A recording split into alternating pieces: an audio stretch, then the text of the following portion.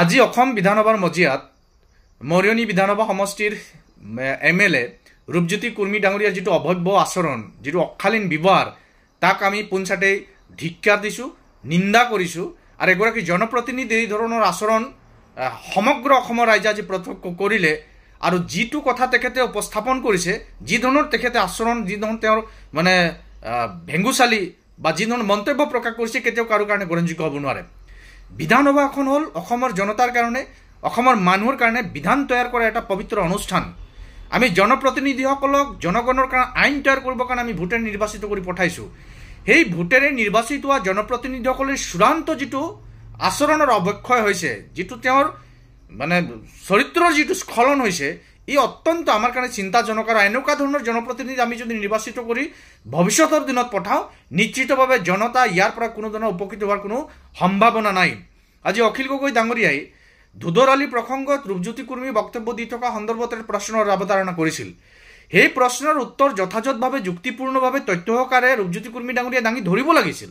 তাকেই নকৰি অখিল গগৈ ডাঙৰীয়াক তেওঁ ভাবুকি প্ৰদান কৰিছে। অখিল গগৈ ডাঙৰীয়াক মাৰিবৰ কাৰণে তেওঁ চুচাল হৈছে।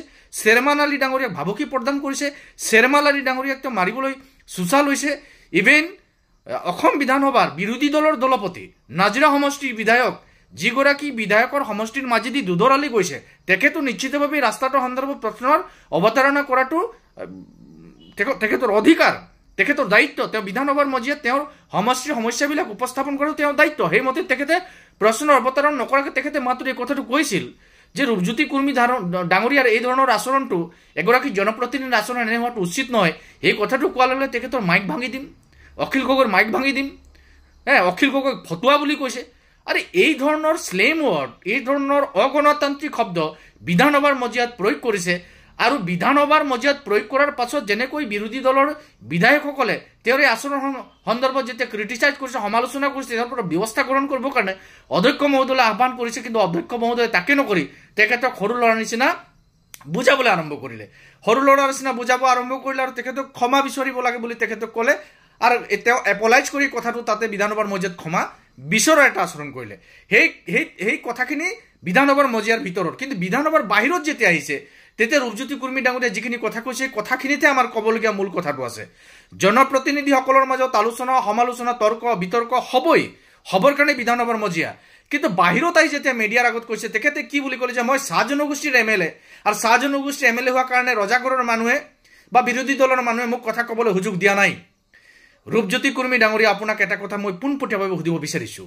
সৌদিনাখন যেতিয়া চাহ জনগোষ্ঠী, চাহ শ্ৰমিক, আদিবাসীসকলৰ দৈনিক মজুৰি, অৰ্থাৎ বাগিচাত কাম কৰা শ্ৰমিকসকলৰ দৈনিক মজুৰি 500 টকা হ'ব বুলি বিধানসভাৰ এগৰাকী নিৰ্দলীয় বিধায়ক অখিল গগৈ ডাঙৰীয়াক যেতিয়া মুখ্যমন্ত্ৰী ডাঙৰীয়াক প্ৰশ্নৰ অৱতাৰণা কৰিছিল বা পৰামৰ্শ দিছিল, তেতিয়া যেতিয়া অখিল গগৈ ডাঙৰীয়াৰ প্ৰশ্নৰ প্ৰত্যুত্তৰত মুখ্যমন্ত্ৰী ডাঙৰীয়াই এই ধৰণৰ হাজিৰা যদি বৃদ্ধি কৰা হয়, তেতিয়াহ'লে চাহ শ্ৰমিকৰ সংগঠনে প্ৰতিবাদ কৰিব, মন্ত্ৰীয়ে প্ৰতিবাদ কৰিব, আপোনালোকেই প্ৰতিবাদ কৰিব। সেই সময়ত আপোনাৰ চাহ জনগোষ্ঠী, আদিবাসী, চাহ শ্ৰমিকৰ ওপৰত আপোনাৰ প্ৰেম, দয়া, মমতা নাজাগিল নেকি?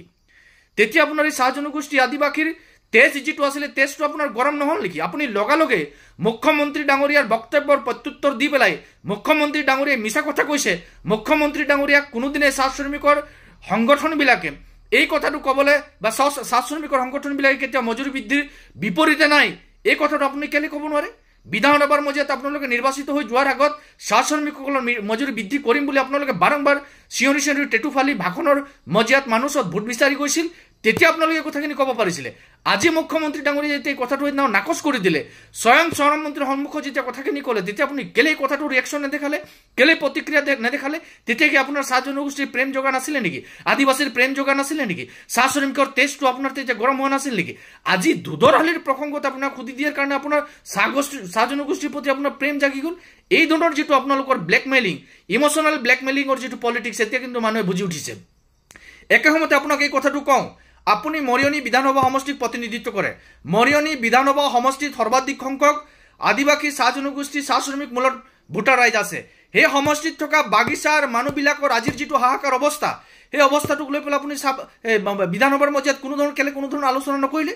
কেতিয়াও কোনো ধৰণৰ মাত কেলে মতা নাই? হোলংগুৰি চাহ বাগিচাৰ আজি শ্ৰমিকে দৰমহা পোৱা নাই, হোলংগুৰি চাহ বাগিচাৰ মানুহে আজি বোনাছ পোৱা নাই, হুলং কৰি চাহ বাগিচাৰ মাজত আজি খাব পোৱা নাই, এই কথাটো আপুনি বিধানসভাৰ মজিয়াত কেলে উত্থাপন কৰে? তেতিয়া কি আপোনাৰ চাহ জনগোষ্ঠীৰ মানুহৰ তেজ গৰম হোৱা নাই নেকি? চাহ জনগোষ্ঠীৰ মানুহৰ ইমোচনটো তেতিয়া আপোনাৰ জাগ্ৰত হোৱা নাই নেকি? আজি বাগিচাৰ মানুহবিলাকে যে ম্যাদী পট্টা পোৱা নাই, বাগিচাৰ মানুহৰ ম্যাদী পট্টা পাব লাগে বুলি এজিপিৰ বিধায়কে প্ৰশ্নৰ অৱতাৰণা কৰিছে, বিৰোধী দলৰ দলপতিয়ে প্ৰশ্নৰ অৱতাৰণা কৰিছে, অখিল গগৈ ডাঙৰীয়াই প্ৰশ্নৰ অৱতাৰণা কৰিছে। আপুনি চাহ জনগোষ্ঠীৰ নেতা বুলি কৈছে, চাহ জনগোষ্ঠীৰ নেতা বুলি কৈছে, বিধায়ক বুলি কৈছে, জনপ্ৰতিনিধি বুলি কৈছে, কিন্তু আপোনাৰ তেজত চাহ জনগোষ্ঠীৰ অধিকাৰক লৈ, চাহ জনগোষ্ঠীৰ দাবীক লৈ, চাহ জনগোষ্ঠীৰ প্ৰাপ্যক লৈ কিয় বিধানসভাৰ মজিয়াত সজোৰে দাবী উত্থাপন কৰিব পৰাকৈ আপোনাৰ তেজটো খলবলাই উঠা নাই?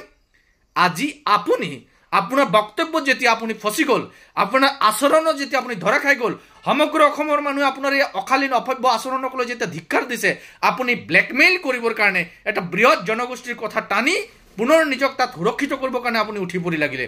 আমি ৰূপজ্যোতি কুৰ্মী ডাঙৰীয়াক আজি এটা কথা পোনপটীয়াভাৱে কওঁ, আপুনি সঁচা অৰ্থত যদি জনগোষ্ঠীটোক প্ৰতিনিধিত্ব কৰিছে, সঁচা অৰ্থত যদি আদিবাসী চাহ শ্ৰমিক মানুহৰ প্ৰতি আপোনাৰ যদি দৰদ আছে, চাহ জনগোষ্ঠীৰ মানুহৰ প্ৰতি আপোনাৰ দৰদ আছে, তেন্তে আপোনাক দুটা কাম কৰিব কৈছোঁ। এটা কাম, অসমৰ এন্ড্ৰইয়েল্লো চাহ বাগিচাবিলাক ধ্বংস হ'বলৈ গৈছে। অসম বিধানসভাৰ মজিয়াত এন্ড্ৰইয়েল্লো কোম্পানীৰ আটাইকেইখন বাগিচাৰ এই শোচনীয় অৱস্থাটোৰ সন্দৰ্ভত আপুনি বিভাগীয় মন্ত্ৰীক আপুনি প্ৰশ্নৰ অৱতাৰণা কৰক, কেন্দ্ৰীয় চৰকাৰৰ হেভি ইণ্ডাষ্ট্ৰী ডিপাৰ্টমেণ্টক আপুনি প্ৰশ্নৰ ৰূপত অৱতাৰণা কৰক। এই বাগিচাবিলাকৰ অৱস্থাটো ভাল হ'বৰ কাৰণে আপুনি পৰামৰ্শ দিয়ক, কাৰ্যব্যৱস্থা গ্ৰহণ কৰক। একে সময়তে চৰাইদেউ জিলাৰ চৰাইদেউ চাহ বাগিচা, চৰাইদেউ পৰ্বত চাহ বাগিচাৰ মানুহখিনি খাবলৈ পিবলৈ নাই। আজি 3টা বছৰ ধৰি বাগিচাখন বন্ধ হৈ আছে। এই বিষয়টোৰ ওপৰত প্ৰশ্ন অৱতাৰণা কৰক।